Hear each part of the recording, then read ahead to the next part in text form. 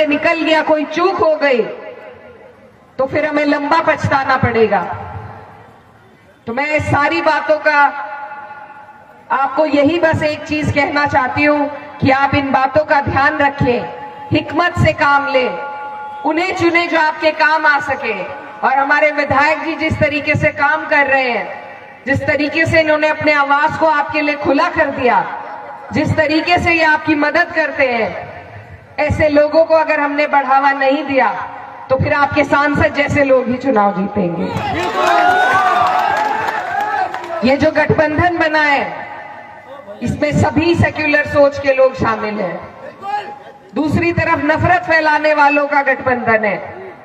अगर आज सारे नेता हमारे लिए एक मंच पर आए हैं हमारा साथ देने के लिए, अगर आज हमने उन्हें मजबूती नहीं दी, उन्हें नहीं जिताया, कल को हम किसके पास शिकायत लेकर जाएंगे? हमारे पास कोई रास्ता नहीं बचेगा। तो इसीलिए इस चुनाव की गंभीरता आप समझिए। पिछले 2 बार से क्योंकि हमारे वोट कुछ कम पड़ रहे हैं, क्योंकि हमारी सीटें कुछ कम हो रही हैं, तो बार बार भाजपा किसी ना किसी हथकंडे का इस्तेमाल करके सत्ता में आ रही है। इस बार आपको पूर्ण बहुमत की सरकार बनानी है और उसके लिए दुगनी ताकत लगनी है। आज आखिरी दिन है, बीच में सिर्फ 1 दिन बाकी है। 11 तारीख को जिस जोश और जज्बे के साथ आप यहाँ खड़े हैं, उसको आपको वोटों में भी तब्दील करने का काम करना है, तभी ये लड़ाई जीती जाएगी। अपना एक एक वोट आपको बूथ तक पहुंचाना है, अपनी माए बहनों का एक एक वोट आपको बूथ तक पहुंचाना है, तभी ये लड़ाई जीती जा सकती है।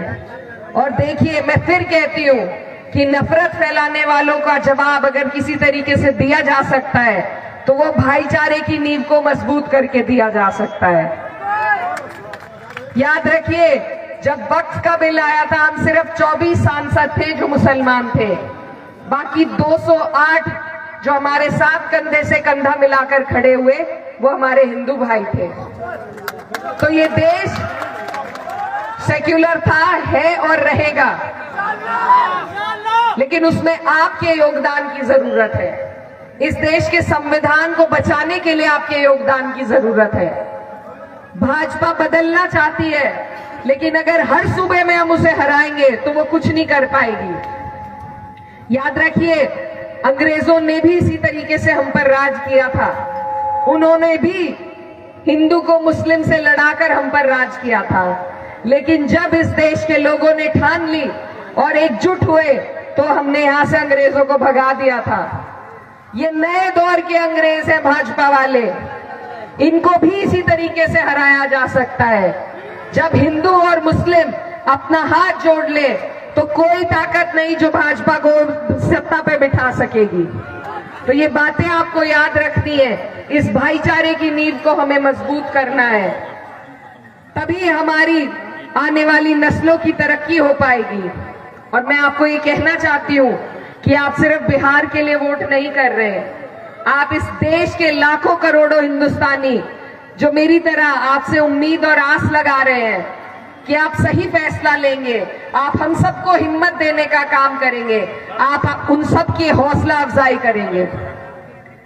मैं इतनी दूर से, मेरा कोई लालच नहीं है, मेरा इस चुनाव से कोई लालच नहीं है, मेरी पार्टी भी नहीं लड़ रही, लेकिन हमारी पार्टी आदरणीय अखिलेश यादव जी के आदेश पर और अपनी जिम्मेदारी समझते हुए मैं आपके बीच आई, ताकि आप लोग अपने ऊपर से इस नापाक सरकार को हटा सके। तो हटाएंगे या नहीं? हटाएंगे।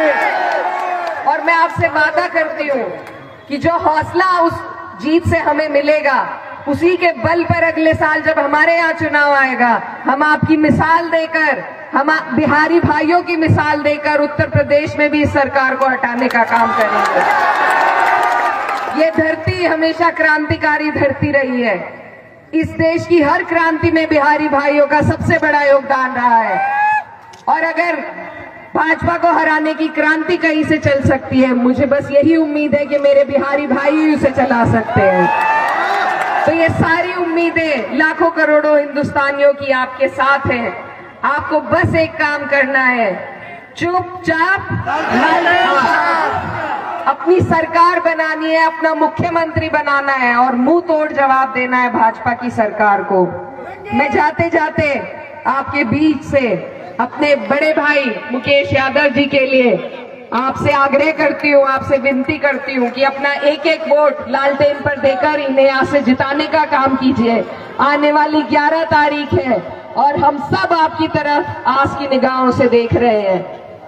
पहले तालीम से तुम मोड़ दिए जाओगे, पहले तालीम से तुम मोड़ दिए जाओगे, फिर किसी जुर्म से तुम जोड़ दिए जाओगे।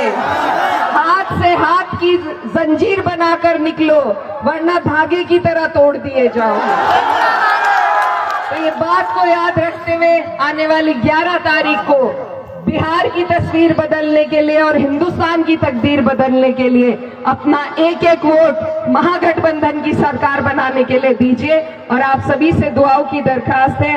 बहुत बहुत शुक्रिया। जय हिंद।